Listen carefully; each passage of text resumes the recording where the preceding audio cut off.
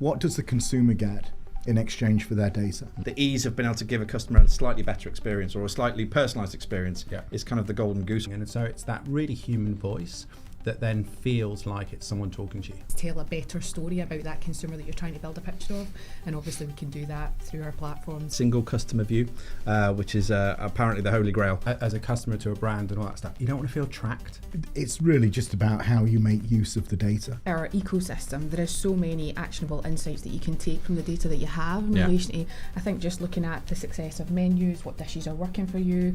It should feel like magic, not marketing. Welcome back to the next episode of the Tech on Toast podcast with our partner Zonal, talking all about loyalty. In this episode, we're looking at something that's both powerful and often misunderstood. It's personalisation. In a world where inboxes are full and attention spans are short, how can hospitality brands stand out in a way that feels personal and not pushy? Well, today we've got three brilliant guests coming to talk to us. We've got Tom James, Managing Director at Bill's Restaurants, who's helping lead the brand through a new age of digital maturity, with a growing focus on customer insight and personalised engagement. We've got Dan Brookman, CEO from Airship Toggle, who works with some of the UK's best-loved brands to turn customer data into meaningful insight. And we've got Gillian Nicholson, Sales Director at Zonal, a tech provider which helps operators drive footfall, improve guest experience, and grow customer loyalty. So grab yourselves a coffee and enjoy the show. So before we start, we will meet our guests. So Dan, who are you and what do you do? Hello, Chris. Morning. My name's Dan Brookman. I'm the CEO of Toggle and Airship. I sit on the exec board with Zonal, and I do some other bits and bobs with some other tech. And tell us a little bit about Airship and Toggle, for anybody who lives under a rock and doesn't know. So Airship is a hospitality CRM. We take data from around 120 data integrations. We pull that into our platform and then enable operators to set up customer journeys, understand who their customers are, email marketing, SMS marketing, all that good stuff. And we work for about 400 brands in the UK across about 6,000 locations. Toggle is a gift card platform. I like to call it hospitality commerce. It enables hospitality businesses to sell pre-sold revenue. So revenue that's in their coffers before the customer visits. Customers will buy gift cards for themselves, maybe with a promotion, or they'll buy and gift to their friends, family and colleagues. Toggle's been going since 2018 and it's currently live in about 7,000 locations across about 600 brands. This year we'll do 120 million in gift card revenue. Wow. There you go. Follow that, Tom James. Who are you? Tom, who are you? So I am Tom, I'm the Managing Director of Bill's. So I started with Bill's almost 4 years ago now. Started as Ops Director and then have been Managing Director for the last 3 years. And it's been a really enjoyable journey. I always covered to Bill's. I thought a great team. I love the brand, and we had a job to do, but we've had a really successful and fun 4 years. No, great brand, and lovely to be here. Lovely to see you again. Thank you. And Gillian, haven't met you for a few days. What do you do? Where are you from? Hi, Gillian Nicholson. I'm Sales Director at Zonal. We are a technology provider who has been serving the hospitality industry for over 45 years now, and we provide a wide portfolio of technology products, of which Airship and Toggle are part of the Zonal family. And I'm now quite depressed because I'm older than Zonal. I just realised. Anyway, we're here today to talk about personalisation, actually, around loyalty, and particularly data and the impact of it. I kind of have a question to all we'll start with, and I'll start with you over there, Dan, if you don't mind. Like personalisation, it's kind of banded around a lot. Everyone's been, particularly the last 2 years, 3 years, I think, since the pandemic eased, that everyone's kind of looking at it. But what does it actually mean in hospitality today, I suppose, and where have you got examples of brands that are getting it really right? You've got a lot of brands you work with, I suppose, to pick from. Yeah, it's an interesting one, isn't it? I mean, personalisation's been around a lot longer than post-pandemic. It was really, coming to the fore pre-GDPR, and actually a lot of the stuff we were doing back then was more interesting than the stuff that we're doing now, because GDPR just tore up CRM and tore up data. And obviously we're having to rebuild after that. There was a sort of a 3-year hiatus after GDPR. I think that there's so much of it around, and it's not just the simple merge first name into the start of an email, although not many people actually do that, but unbelievably, after so many people take so long to collect first name, last name. on all different data. Well, just out of interest, why do you think that does take time? Is it industry specific, do you think, where we're a bit slower than I suppose other industry might be? Yeah, like retail, for instance? I think a lot's been around the data and the availability of data. Right. You know, the processing of data pre-GDPR was pretty broad. You could do what you wanted with it. You know, we used to have systems that would detect the Wi-Fi, and we had feeds from Sky, and we would know what football or sports was on on within a venue at a specific time, and we would automatically segment people based on the sport, and then we would merge the sport content relevant to them into the base of the emails on an ongoing basis, and that was like, you know, sort of hyper personalization really. And GDPR just we tore that platform up basically. That did all of that work.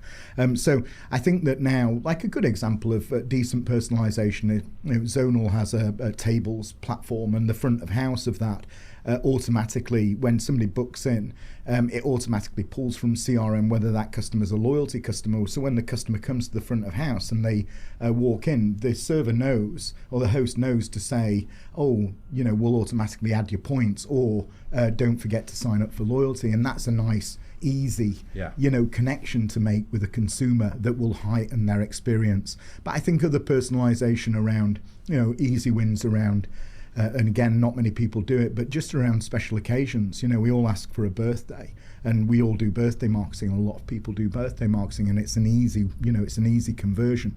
But actually asking people a special occasion when they sign up with you will allow you to deliver back some personalisation to that customer. Yeah, I think that and that simplicity, Tom, as Dan was mentioned there, or like the ease of being able to give a customer a slightly better experience or a slightly personalised experience is kind of the golden goose, I suppose, to get to at the first point. What do you think about where we're at with personalisation? I think a lot of it for us is, as you say, is not making it more and more complicated or not making it too techy. You know, personalisation for us is being able to talk directly to a guest in our brand voice, so it feels like the manager or a host is talking to them, and that's our rule. If we wouldn't say it, if one of our best hosts or best managers wouldn't say it, it doesn't go into the comms, because I think it's really easy to sort of you know, the line, if it sounds cheesy, I apologise, it should feel like magic, not marketing. I think guests are quite good now because you get spammed. I mean, your inbox, as I'm sure, is the same as mine. It's a constant stream of people trying to get your attention, but those where you get that human connection and that touch point that's relevant to you, that actually it knows your behaviours and it knows that I'm most likely to go to that restaurant on a Saturday morning because I like going there for breakfast because that's my favourite shop. When I get that right connection point at the right time to me to say, hey, why don't you come for breakfast, or the coffee's brewing, that's where you start winning. And so it's that really human voice that then feels like it's someone talking to you. No, I love it. And same for you, Gillian. Obviously, you're connected over here to Dan in a professional way. Thank you for clarifying. That's fine. That's what I'm here for, just to say silly things. But where does Zonal stand on this? Because it's interesting to see personalisation, as Dan said, as Dan pointed me correctly there, that actually it's not just recently, is it? It's been going on, what, we're talking about 10, 15 years? In the fact that when you were starting in Sheffield. Yeah, I mean, you think about what brands were doing back in 2005 and 6, where they'd be ringing people up and asking, oh, it's your birthday in a couple of weeks, do you want to come in? I've seen you booked with us before and we can give you the same booth. And it was much more back then than it is now. I think for me, personalisation in some of the brands that's getting it right, and to mention not Bill's but another Zonal customer. Sorry, Tom. I guess like Pizza Express for me. So I think we've done quite a lot of research around loyalty in relation to obviously splitting the demographics. I think obviously from an age perspective, you obviously have more loyal older customers, but I guess the split between parents and non-parents. I have 2 young kids, and I guess as well clarity of that personalisation, know what those loyalty programs I've got, tailoring it to me, because I know that the school holidays are coming up and I can get 25% off when I buy an adult meal when I go to a Pizza Express. And again, the service, you usually always get really quick service, and when you're juggling 2 young kids and you want to get in and out, then that kind of matters. So I think it's so weird, they pop up all the time, these Pizza Express, when you talk about this kind of stuff, just the obvious nature of what they do and how they don't really cause confusion around it. Specifically, Tom, what are you doing at the moment in Bills? I suppose because obviously you're on this journey as well. Or I suppose it's a constant journey. No, it is, and it's we've had to get up to speed pretty quickly. I think what's interesting, just to start everything with, the biggest impact we've had on personalisation in the time I've been in Bills in the last 3 to 4 years. This sounds very archaic. Is to put personal handwritten notes in every delivery. We launched recently on Deliveroo, and that was a commitment that we wanted to do from day one. That has been nuts in terms of the positive feedback, the shares, but it just shows actually that strategy of make it personal, make it human, and what we then really tried to do is replicate that throughout all of our digital marketing. So through social media channels, and I think the big win for us has actually been through utilising our CRM correctly and making sure that whole email journey and therefore automation, so when you're on specific journeys, the first time you've been in, birthdays is a really good one, that there's a process set up where we're able to talk to you as a guest that's relevant and that comes in at the right time periods, even after it's been your birthday. That's whole want to continue the party, this is what we can do. And I think it's setting the tone, making something that really connects with people, and then setting up a process behind that using the data. And I think that segmentation of the database to understand exactly when people come, why they want to use us, what's important to them, and when we're useful to them, knowing that information and then being able to talk to them in a really human way that makes it feel like we are connecting in the way we want to connect, in the way actually we want to talk to our guests. I think it is the holy grail, isn't it? Being able to transfer your brand voice or even your culture actually through a digital means. It is obviously challenging, but actually I think the world's been educated around it a lot more, and I think people are responding to it. Someone was saying yesterday that actually the growth of loyalty programs just generally is up by like 150% or something, and people just, a lady was here yesterday, said she went to a festival, it wasn't a huge festival, went in there, but they had their own loyalty card, they could buy and purchase and redeem in the venue on it as well, which is great, right? And people are intuitively looking for it, so it's interesting. And to Dan and Gillian here, when customers are coming to you, I suppose on that journey, what are their main, I suppose, what level are they at when they reach? I'm sure it's different for a lot of people, but are they looking for that first step, so the name, birthdays? What's the general idea of the industry when they're coming to meet you? Yeah, I think that it's really just about how you make use of the data. Yeah. It's the collection of data used to have a strategy around it. It was a task. Operators at location level were tasked with collecting a certain amount of data from customers on a weekly basis and KPI'd on it. Yeah. It's because we didn't have the digital flow of passive data that comes in literally on a daily basis without even trying.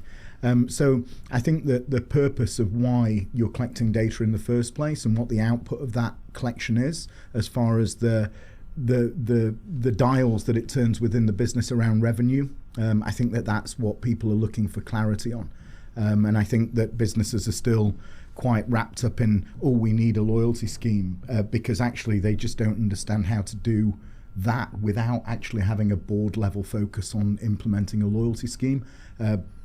And they think that that's the holy grail, but it's not. It's all of that passive data that comes in. Just understanding actually what the output of the whole, what's the point? Like anything, what's the point in doing it unless you actually understand absolutely what the end result will be? It used to have such a budget behind it to acquire data. People used to buy cold lists of data. I'm sure you remember when you turned 18 and the local nightclub had bought the registrations, and you'd get a birthday card through your door. With a load of vouchers inside it, a physical card, and for the local nightclub.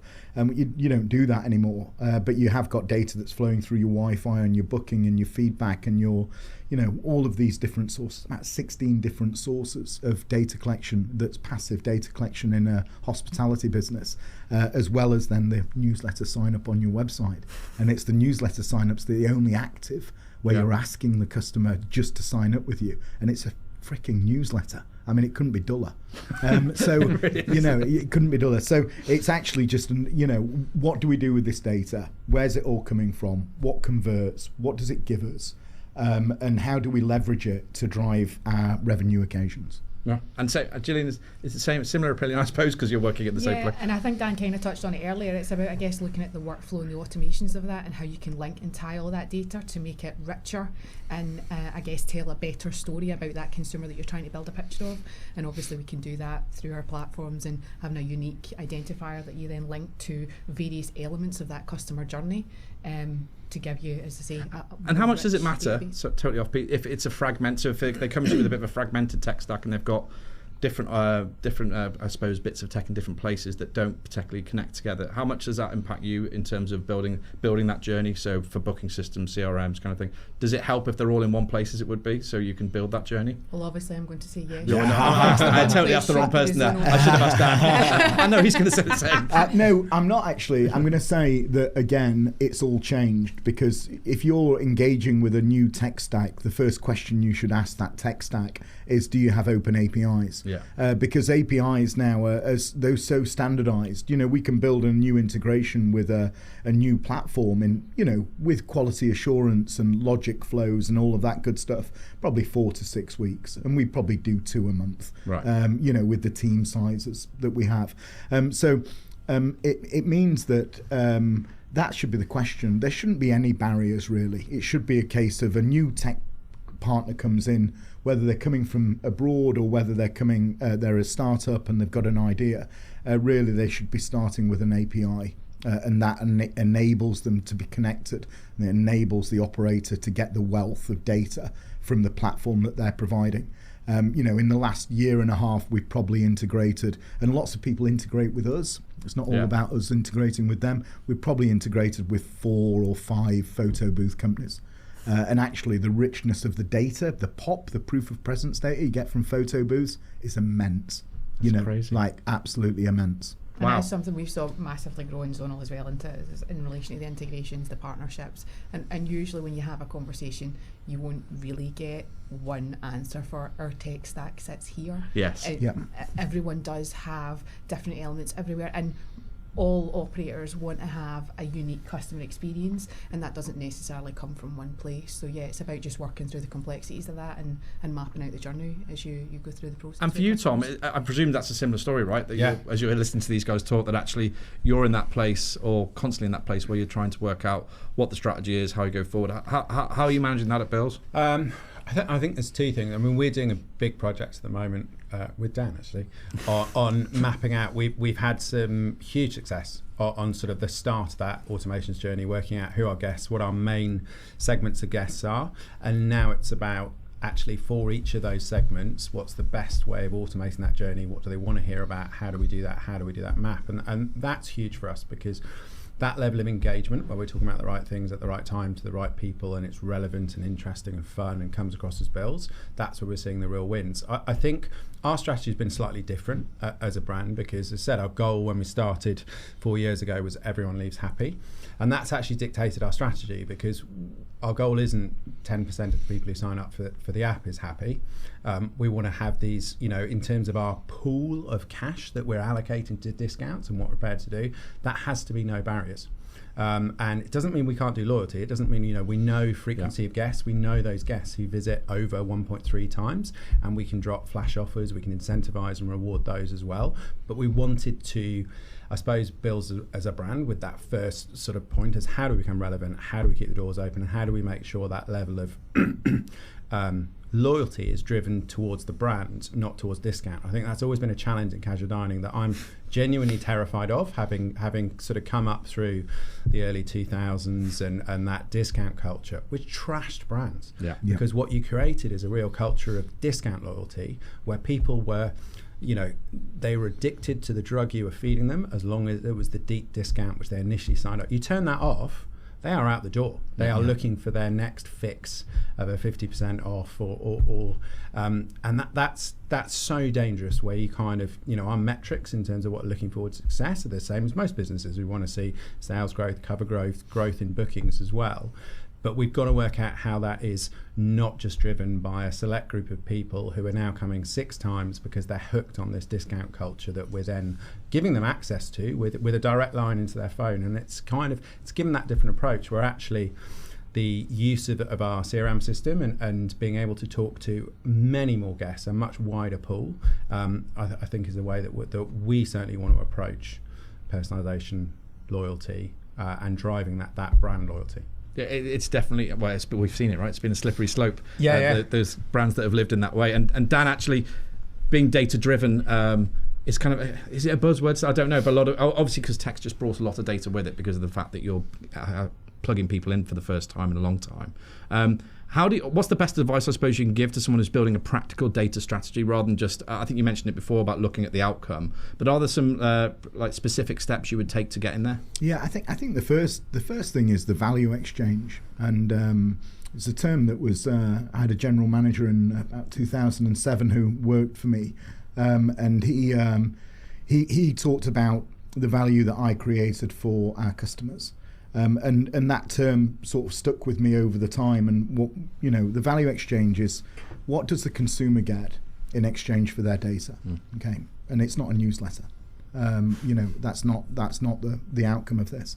And actually, if you start with that, and I do quite a lot around this on strategy sessions with brands where I just open up their website and I look at their website, and on the website there's all of these things that they're doing. There's might be private dining rooms. It could be that there's a free night stay on a Sunday if you book Friday and Saturday. It could be that there's a free doggy goodie bag in the room when you book a hotel. It could be that it can be anything. There's generally 5 or 6 things that they're doing that are advertised on their websites, but actually they don't wrap that up into something that just presents that to the customer and said, if you sign up with us, these are the 5 things that you'll get from us over time, and you give it a name, a friends of, a family of, a perks, whatever it might be, a club, whatever it might be, and then they sign up, and when they sign up with you, and you replace your newsletter sign up form on your website with a nice page that says join us and this is what you'll get, it means you can ask them a few more bits of data at that point, which hone in on personalisation and give the operator a chance to really think about what value occasions can be driven through personalisation from that customer joining. And then when they've joined, the automation just delivers on that, and actually you just take all of the data on the same journey.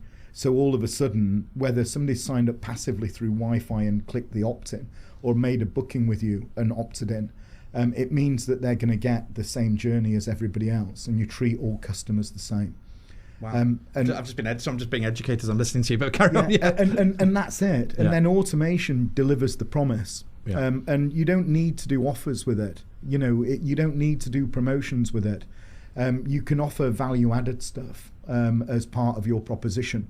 And generally, you're doing things that drive value, really importantly drive value. And it's all about really just increasing visit frequency. It's a nudge to a customer to get them to come 1 more time, 2 more times, or 3 more times, depending on what your visit frequency is.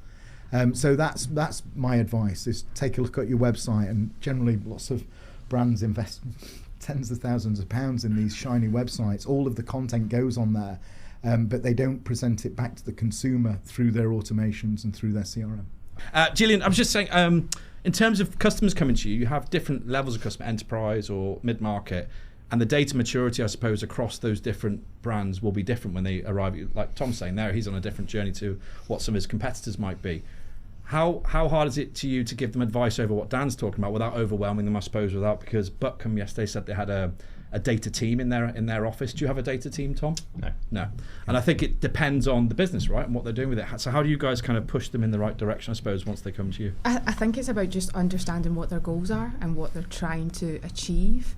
I think obviously, varied customers will have, different understandings of how much they use the data currently, and I think it's about us just trying to gauge what they have in relation to resource and what they're trying to get out of it and the path forward, because obviously I think the loyalty and the personalisation element, it's very important that you do link that to the brand. You're very clear on what those goals are, rather than it be just being we're doing loyalty for loyalty's sake, and as you say, the margin erosion potentially that can be, that's where it's a careful balance. So there is an element of kind of coaching and consultancy in the initial stages to understand the purposes of why and how they're going to do this, and also understanding the scope of that customer as well in relation to the touch points, and not just maybe interacting with the customer on one level. So there's a restaurant, there's a bar, there's a hotel, making sure that if they're looking to build something, that they can see all of those touch points and not just getting one element or one slice of it and trying to maximise it. So yeah, I think there's just a lot of kind of open conversations to try and tailor it down the path as to what they're trying to get out of it, and obviously from our perspective we can then link that back to how the technology can play that part with things like the workflows and automations we talked on earlier. And the one phrase I hear a lot of is single customer view, which is apparently the holy grail for when you live in this world. But Dan, can you explain what the single customer view is for people who are listening and don't know what that might mean? No. Because it means... Thank you. Because it means... I'm not editing that bit out. Yeah, good. It means so many different things to so many different people, I think. I don't think we've nailed it as a business, the single customer view. Businesses would have analysts looking at data and trying to detect trends. They would then take out segments, and obviously you've got segments of different types of customers that you want to build those segments and understand those segments. I think it's so fluid as a concept, and actually I think a lot of operators probably don't know who their segments are. I think with the advent of AI, if we did this podcast in 12 months time or even maybe 6 months time, I'd be like, yeah, absolutely, I understand what the single customer view is, because actually AI can look at masses of data in pretty much near real time and probably tell you who your customers are, and break them down into 6 clear segments of different customers, which will then drive the personalisation.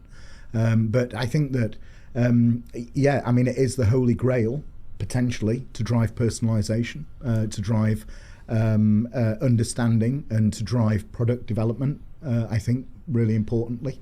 Yeah. I think it's become a bit of a strange obsession. I talk to marketers a lot about it, and it's become, as you say, it's the holy grail. But to use that phrase, it don't let perfection get in the way of good. It's like we've got so much good data, and this obsession with getting this perfect picture is actually, certainly where we are, not what's needed. We know our segments, we know our brand voice, we know who we want to speak to, and I worry sometimes that we get too obsessed with getting too much information. As a guest, you want to feel known. As a customer to a brand and all that stuff, you don't want to feel tracked. And that's where I think the single customer view sometimes gets in the way. We speak about it a lot, and there's an obsession to almost get too much information, too much data, rather than actually go with what we've got at this current stage, what amazing things can we do? And the reality is it's probably not very achievable, right, Gillian? For a lot of brands who are listening to this will think, I don't know how I'm going to get that. I don't have a data team. I don't have a head of IT. I don't have a Dan or whatever it might be.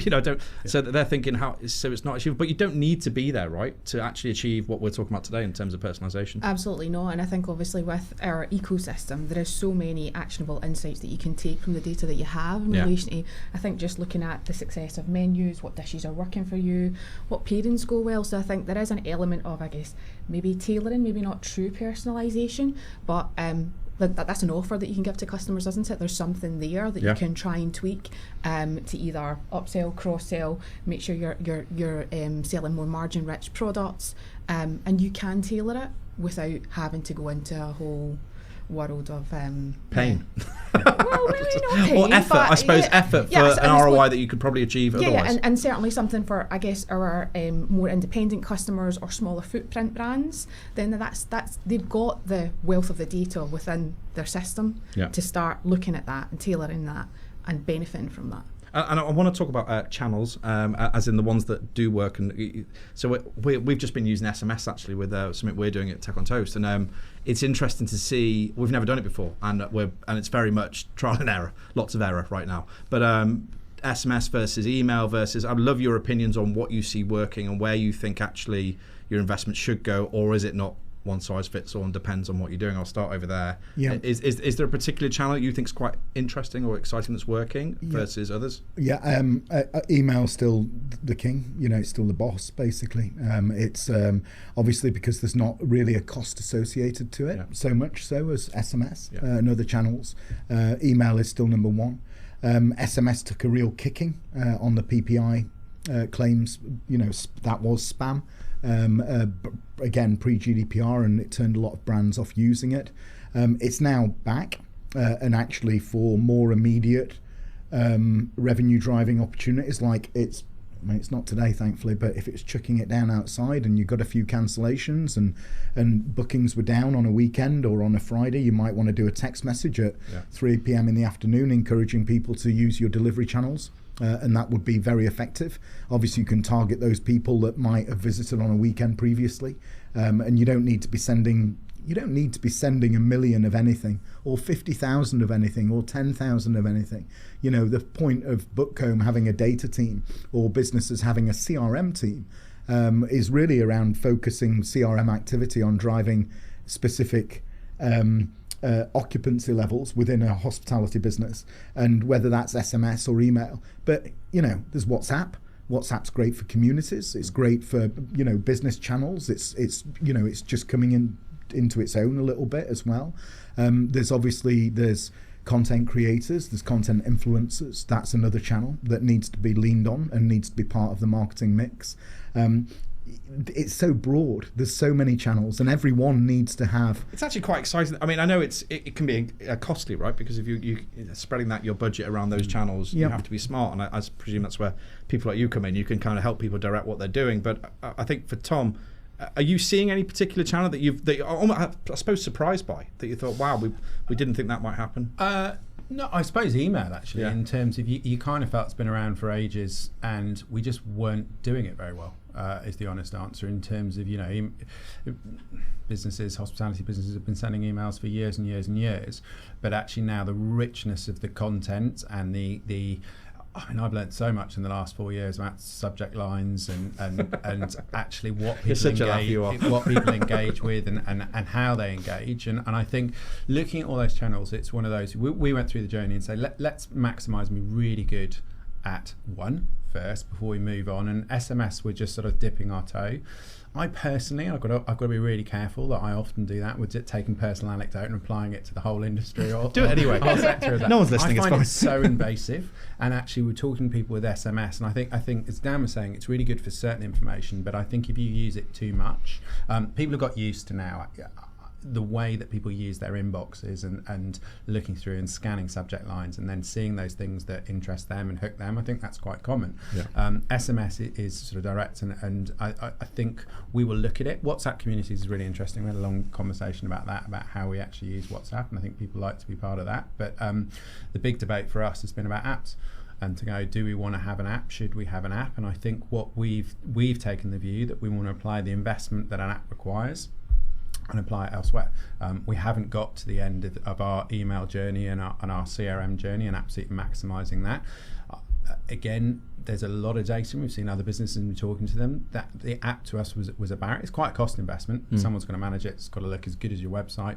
But it's a heck of an investment, and it is a barrier as well, where you've got to sign up, and I don't know how many people, I don't have any data on how many people have all these redundant apps that sit on their phones that don't get used. I think you do it on your iPhone, right? Genuinely, if you go on your iPhone, it'll tell you your most used apps, right? Just from a personal point of view, right? And I think I've got 87 on my phone, and I use 6.7, 80% of the time. Wow. Something like that, which is, I was doing it the other day to work out exactly this conversation. I was doing a podcast thinking, I think that's really common. A bank, sport, and I mean, it's interesting. I do think there's a lot of what's the word? These purges, and for things that we want as a business, with the everyone is happy. If you're actually saying, well, you can have that offer, but you've got to sign up for the app, and we need all this data for you, and then you can come in and if you show your app, and then you're on a loyalty program, which might well be great.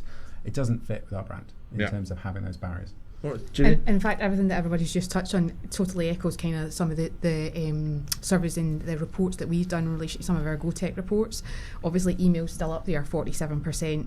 Social media and text is tied second and third, kind of with 17%, followed on by WhatsApp, and then apps at 14%. And I think that is the thing, isn't it? It's such a heavy investment. It's on the ongoing maintenance of that, and you need to make sure that it's right and that it's not just done for one purpose and then it gathers dust in a corner because it's so costly. I don't know. I was going to say SMS. I don't know what you guys think, but I actually think it's becoming a more of a commercial. I'm not sure how much people actually text each other anymore. I think most people WhatsApp or the younger guys are Slack and what's the other one, Snapchat that my kids use and that kind of stuff. So I do think SMS is, I don't know, it feels like I send 8% less than I did probably 2 years ago. Oh yeah.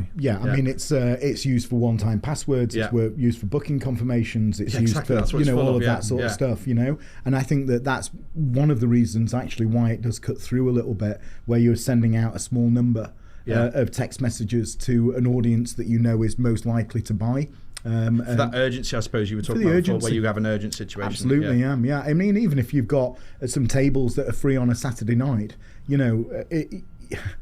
and I sound so fuddy-duddy. I mean, to say Airship started life as power text. Let's just, we'll leave that there. We used to send 1 million text messages a month. Oh, you, right. 2003. I can't, I won't tell you what else we're responsible for. Anyway, so it's, I think that businesses, hospitality brands used to be mega focused on the fact that on a Saturday night, they've got 150 covers, or they've got 1,000 capacity, and they've only got 600 people booked in, and they would use whatever means necessary and at their disposal to drive to an 85 or 90% capacity. And that would involve sending out small numbers of text messages, emails, social posts, whatever it takes to drive that. Obviously, they don't have the margins in the business now to have the teams to be able to do that job. So you need to have the technology that can automate and that can drive those numbers up. But then you need to use it across the spread of all of the channels that you've got available, including all of your social channels. And it's a job. Yeah, it really is. Sorry to interrupt. You were delivering some stats. I felt like I cut you off. Did you have another one to? No, I suppose the only last one is that 27% don't want to be contacted at all. But obviously, we're interested in the ones that do. Yeah. So Yeah, that's very true. I mean, and on measuring success, I suppose, Tom, you've talked a bit about the journey so far, personalisation at Bills. What metrics are you using, I suppose? Or you talked a little bit then about the team saying, actually, our overall strategy is what we measure it on. I think that was one of the big shifts, is especially for the marketing team, the brand team, is, our goals are cover growth. We're always relevant to Bills' problem. We want to be popular, and a great measure of popularity is cover growth. If more people are coming to you today than they were yesterday, and that continues, you're becoming more and more popular. So that is number one, and there's obviously things that make that up, like bookings as well, and then sales. We fall into a trap which I think a lot of businesses do, where you sort of segment your business, and marketing digital teams, they get rewarded for what are called the vanity measures. Yes. And engagement, fine. That is a step that you might need to look to with your team to say, how is that post performing as well?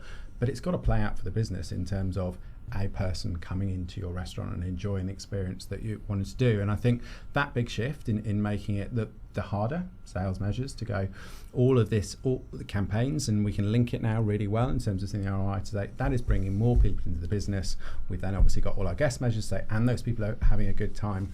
Tell you what, they're likely to come back if those two things work. We're being able to talk to them, we're engaging them, they're coming in, we're making sure from an ops point of view they're having a good time. And it is cover growth, like for like growth. And then through the booking system as well, to those channels, and that's it. And we've removed the reports of reporting on these vanity measures. No, and I think is there a particular thing, Dan, that you would measure, I suppose? So if you're sitting with Tom, which you are, is there anything particular that you're tracking in terms of engagement, or I don't know, any stats that you would measure? I think visit frequency. Yeah. How many times somebody's coming on average per period. It used to be 1.2. I mean, this is back in the day when I was at Carluccio's. We're 1.3. Oh wow! Yeah. It's not changed. Yeah, I mean, it really depends on what sort of operation it is. Yeah. Whether it's a QSR or casual dining, pubs with rooms. But tracking visit frequency and understanding, we have something called POP, so proof of presence, and it allows our customers to trigger comms based on like a bronze, silver, gold, platinum, and they can set up what that bronze, silver, gold and platinum means to them. So it could be 6 visits a year, or 4 visits or 5 visits a year for each one of those, or in the last quarter, and when the most recent one was. And all we're trying to do there is like a nudge, a surprise and delight. Some brands will tell the customer what they're going to get when they get to each of those. Some will just automatically say, on your next visit you will get something. and then they will let them know once they've booked in what it's going to be. Of course, sorry, carry on. So because all of that passive data that flows into the business around the Wi-Fi from the POS, around single-use voucher use, gift card redemption, around photo booths, around feedback, booking, all of those different methods all give us a digital signature within a location, which means that all of that POP and the visit frequency just can be automated. So that's one, is visit frequency. And I think the other one is a click to conversion. So where a customer's clicked on an email and they've been seen within a business within X amount of days is a really good, and the funnel reporting we have on Airship is just driving towards that, and then we indicate as to whether it's going up or down. So we do the click to conversion rate based on the click rate of the email, and then the conversion obviously is the customer visited. Wow. I mean, it blows my mind because the amount, I was saying, the data, that's probably why Buckhome have a team of data people, right, working through some of that stuff. And from the Zonal point of view, what insights can you guys bring to the table? What is there, I suppose, there are any underused tools in your arsenal that operators don't know about that they could use to, I suppose, to help alleviate this pain, or has Dan just done all of that for you? Yeah, I think Dan's probably succinctly covered it. I think, again, just looking at the data and the insights that they've got within the reporting as a first measure, and trying to see how they can get more insights out of that, and yeah, and I think the final thing on that, just on the basket data, because the basket data is like, it used to be the preserve of very large businesses that they'd be able to get the basket data from the POS and into their CRM. Retail have been very good at it for years. E-commerce, very good at it because obviously they know every single transaction. Hospitality doesn't know every single transaction. It's getting better at understanding what that might be, using a linked booking ID, using a loyalty ID or a single-use voucher or a gift card ID. But once you've got that basket data flowing in, you can start to understand your customer lifetime value as well. And you can base that on customers who are in an active segment with you, and then when they drop off and when they lapse, and you understand what a spend per head is. Or a spend per cover is on a location by location basis. And then that enables you to drive and have a metric which is your customer lifetime value, and see whether you can drive that up. I mean, the data's just there nowadays. That's a great metric, though, it wasn't there previously, and it's there now. I think understand the value of a single customer is so crucial to your business, because, as I said, it's harder to gain new customers now. Easy to lose them. Yeah, easy to lose them. But harder to win them. So, and it doesn't bring me on to creepiness, but I'm going to bring it up anyway. Someone told me ages well, you just stay far away from creepy in terms of when you're engaging with customers. How do you get the balance right? I'll start with you, Tom. Not in the creepiness way. Not that I'm creepy. Yeah. But because I think you mentioned it before about the fact that you become. I'm not sure you were talking. I think you were talking about those programs where your people are on you all the time, and you get that single customer view actually that you become one, not personal, targeted, rather than known. I think, look, I said it earlier, it's the tone of the voice, and it's exactly what we were saying before, is it has to sound like it would come from one of our managers and one of our team. If it's that they're not in any way invasive, they don't actually have access to all the data that we have as well. So if it wouldn't sound like your best host, then don't say it, and it's too much information. I think it's having those clear rules in terms of what's important, what is our strategy, who are our segments, and how we're going to talk to them, and staying away from the temptation of getting just too invasive. It's we're a friendly, open business and brand, and I think that's the tone of all the emails. It's you can have some fun with it, but it's once you start getting into too much detail, which is useful on some things. It's actually useful on, say, menu insights. It's really good to know exactly what people eat, how they eat, which dishes. We did an incredible piece of work on which dishes create an emotional connection, looking at 7 years of data and doing this emotional heat map as well. What was number one? Fish pie. Really? Unbelievably. It was fish pie was number what was one the in emotion? terms of the emotion connection. It was all positive. It had, I think that there were it was almost 100 emotional keywords that it tracks across all the reviews. It's a fascinating piece of work to do all that. That's another podcast. I could go into sort of deep dive on that.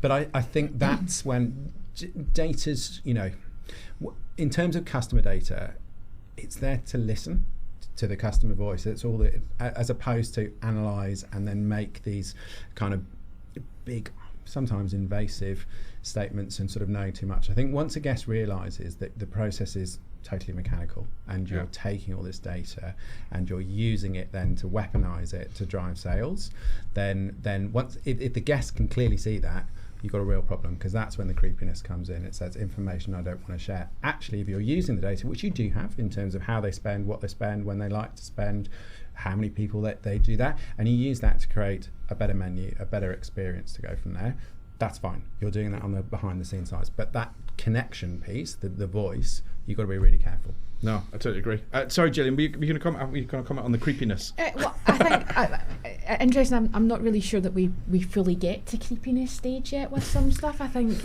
and maybe Dan's going to touch on it. I guess when he mentions value exchange as well. But I think obviously we said that when you sort it out the different demographics in relation to who's more loyal and who wants to be contacted, and things like, again, parents are more likely to be loyal to a brand than non-parents.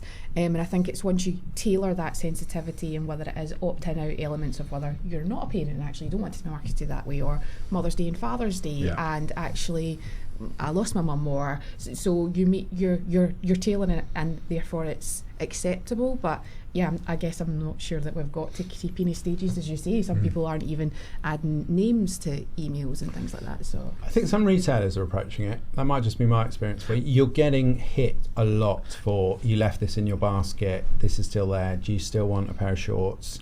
Holidays coming up, there's a pair of shorts with your name on it, and I've had that without naming the retailer. So that's when you start going, I'm really not up for that. Yeah, pumpkin spice was a story someone told me about in the States, where they have the big pumpkin spice push over the holiday Halloween period, is it, I think, and it comes out, and it was frightening how accurate they get. It was a very big, I can't remember the name of the bloody huge enterprise brand in the States, but they could get really close to basically your absolute behaviour across everything. But then we're going at you close to creepy, I think they called it.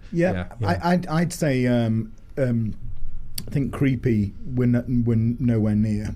I think annoying is probably more relevant. Annoying because of the way the quality that we're getting. Well, I think there was a really good example recently. I think Jay Rayner said that he'd booked a restaurant in London, and he'd had 7 emails prior to his booking to try and reconfirm that his booking was still going to be a booking. And that's obviously a brand that's trying to get away from no-shows and fill those seats. But 7 prior is probably a little bit of overkill. And or a brand that's scared that Jay Rayner's coming in. Are you sure you're coming in? Yeah. And I think in the same way, when you ask for feedback after a visit, you can't ask multiple times. You've not given it, you've not given it, you've not given it. So I think that those comms around either a visit, I think you need to be careful there. And sometimes those comms come out naturally from those other platforms that are providing that service as well. You might not have massive control over them. Obviously, some of the booking providers out there are looking to drive their own SEO and their own reach through gathering feedback that they can then have within their platform rather than it sitting within the operator's feedback platform. And that's it can be a little bit dangerous because they're, almost they're communicating on your behalf because they're also a data controller rather than just being a processor sat in the background just doing the job of what you've bought that platform for, if that makes sense. Sorry, so basically a little bit deep. No, but it's a bit like the Deliveroo style where they have all the data, but they're also providing a service. And you kind of they're kind of piggybacking on the back of what they should be doing. Sorry, Deliveroo. I might take that bit out.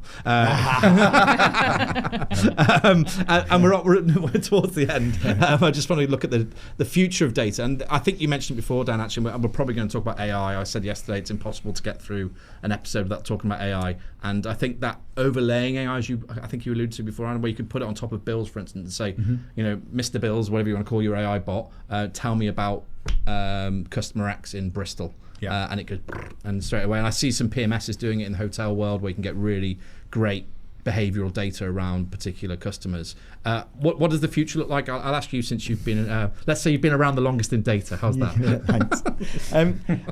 Look, it's so exciting. It's like the conversations we have internally. I've got my lead engineer, Julian, who's been with me for 14 years, straight out of university. He built Toggle. He's like just a absolute born coder, loves it, lives it. And I've just put him on AI for the last 12 months now as a team of one, and just said, look, just build what you can, and just learn it and understand it. And he's built large language models where you can click on a customer profile and it will just give you like 480 characters of who that customer is and why they've visited you, without giving the AI any personal identifiable information, PII. So that's one thing. So that gives a front of house team, potentially, when I walk into a Bill's restaurant and they seat me, it might just allow the server to click on a little icon and it pull up and say, that person has visited 4 Bills in the last 3 months. They have got a dietary requirement based on what they've purchased, and the last time they visited, they gave a negative review.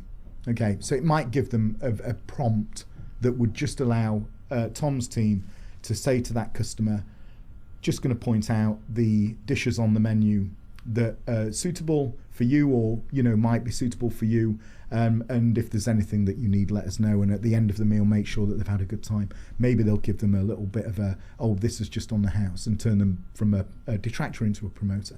So that's one firm use of AI which will come to the fore. I think that secondly, around the personalisation and this automation of segmentation and the single customer view will be a really big thing. And I think that finally around, we send 1.2 billion emails a year. It's a lot. Yeah, it's a lot of email. I think we need to send 300 million a year.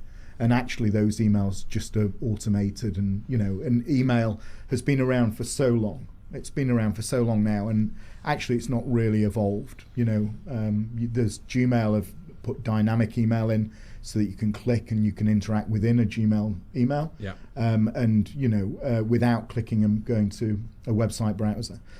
So I think that will come to the fore a little bit more, where emails will become more dynamic and more driven by personalisation, linked to content which we know is relevant to the customer, and more linked to the needs of a hospitality venue that wants to drive occupancy or drive up covers, where actually it's automating broadcasts out to people, because we don't have the teams that can sit and do these jobs and all just like, we need to send 10 emails there and 10 emails there. It needs to be solved by technology. I think it's really exciting. And we built Flight Assist, which is like a pocket analyst into Airship, so you can just go on and ask it a question. You can say how many people visited last month, how many were new, and how many were revisiting, and it will just give you the answer. You can ask it how many chicken burgers, how many fish pies we sold last week, and it will just tell you the answer. So it's really exciting. I don't think anybody knows where it's going to go. I think that's part of it, right? I think that's part of it. And it's like the Wild West. I was going to say the Wild West. It is the Wild West. Because it's not even regulated in the EU is, but I don't think the UK is going to regulate it. So, and I think from an operator point of view, Tom, excitement. And I had to write an AI policy for Blacklock the other day around what teams could and couldn't use in their. I helped Maria do it, but that's coming in, right? Because teams are starting to use it. So I don't want to get too off personalisation, but how do you see it impacting what you guys are doing? Because it's exciting, but also I suppose you've got to pick a route. Yeah, it is. I think I'm really excited because it's eliminating what I think has been a challenge, certainly in the casual dining sector, which is anecdotes, the loudest voice in the room or the most senior voice in the room dictating the brand strategy and the menus and the service style, and we've seen that. In some ways positive, that's worked really well, but in other ways been hugely detrimental to the brands. And I think what you've really seen is the market has evolved so much in the last 4 years that the chances of me as MD knowing what the market actually want, what our guest wants, then you play into, we're a national brand, you play into regional differences as well. There is no way, even with the data we currently have, we're going to be able to analyse that, make the correct decisions, and we're really embracing it, certainly in terms of the menu construction, in terms of building out heat maps to go, what should our menu look like? What should the Bill's menu look like? What should the price point be? How does it change as you move throughout the country? And what are the different regional trends? And where you've got different demographics in different areas, if you're more heavily over-indexed with the Gen Z crowd, actually their menu looks slightly different than the menu in a older demographic crowd as well. And that's where I think I'm getting super excited, is the ability to make, certainly as a leader and as a senior exec team, to make much better decisions because you have access to all this data and super quick. Yeah. You know, I mean, we were playing around with like this yesterday, and to go, I feel this, I think this, and you should always have that gut instinct. It's one of the joys of being a leader, and you play on all your experience for years, but then being able to back that up with something that will either prove you right and give you the confidence to go, this is a good decision and we should do this, and here's the reason why, or to disprove it. I think super exciting. The challenge is going to be learning how you get the information you actually want and sort of checking through that, but that's what everyone is working on in the next 12 months. I think it might level the playing field, right? As in, because it's so cost effective, AI potentially so cost effective compared to other, what's come before. I'm amazed with sorry for interrupting, just ChatGPT, of just when I get bored of an evening or can't sleep, the questions I create a picture of myself as a doll. I did do one of, it doesn't matter. No, it does matter, but yeah. I was about to say it was as a cowboy I was watching Yellowstone, and I looked very good in a ranch in Montana. I forget his name now. Jack Dutton. Or John Dutton. Sorry, John. I've lost totally. A little insight to Tom there. No, but some of the insights you can get from even just sort of sitting on ChatGPT and asking it these questions of, what should be on the menu? What would be really effective here? What promotion would do this? What would engage guests for your brand? It's absolutely fascinating. Now, I mean, Mark McCulloch quite openly on a panel with me the other week, and he won't mind me saying this because it's out there. He said a lot of the Prezzo strategy was built through ChatGPT, was built through asking and I just think it will help brands come to the fore, as in what you do really well, people and food, and the data madness that goes underneath it that gives some people an upper hand if they've got more budget, whatever. Completely. Might level a little bit. So that's very exciting. What about Gillian? What do you think from a zonal point of view? What's the future of data? Well, I think obviously everyone's kind of talked on it there. It's about the layering of it and adding in, I guess, so the fundamental, the data accuracy that you are putting into the system and giving it the context. So all those different layers, so that you can segment, so that you can sort out those demographics, so that you can understand that you're marketing or building loyalty programs that will address those different areas. And I think obviously the value of the data that you get from kind of our systems really helps with that. So I think it's about layering on the accuracy, the context, to build that out. I think is really important. I think then obviously let AI do a lot of the heavy lifting and the hard grunting, and exciting times ahead. Love it. Look, thank you very much, all three of you, for joining us, particularly with the fire alarm. That was also interesting. But if people want to get in touch and find out, I mean, Dan, where's the best place to find you? On your holiday, on Instagram maybe? Yeah. I don't know what you mean. I'll take that bit out. I'll tell that as well. Find me on LinkedIn or just dan@airship.co.uk. Perfect. And Tom, if people want to reach out and just say hello, is it LinkedIn the best place to find you? Yes. I'm trying to help you. That'd be great. Yeah. Okay, great. And Gillian? Yeah, you can find me on LinkedIn. Perfect. All right, guys, thanks very much. We'll see you all next week. Thank you. Thank you.